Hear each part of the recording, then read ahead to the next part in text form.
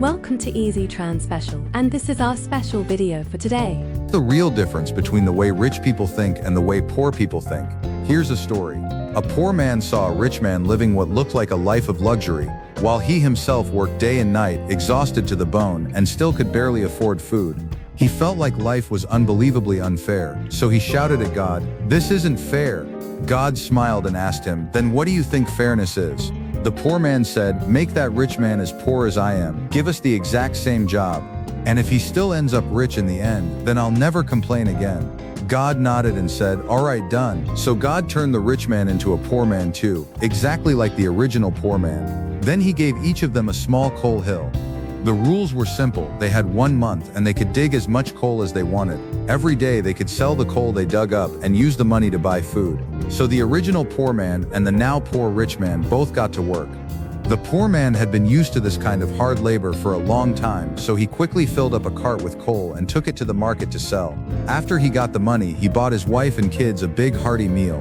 But the rich man had never done this kind of work before. He struggled all day and barely managed to fill 1 cart. After he sold his coal, he bought only 2 loaves of bread and saved the rest of the money. Early the next morning, the poor man went right back to digging coal like usual.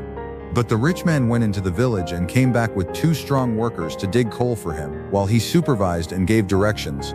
In just one morning, those 2 workers dug several carts of coal like usual.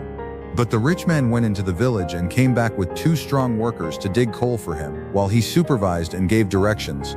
In just one morning, those 2 workers dug several carts of coal. The rich man sold all of it, paid their wages, and then used the money left over to hire 4 more workers. By that night, the rich man was already making several times more than the poor man.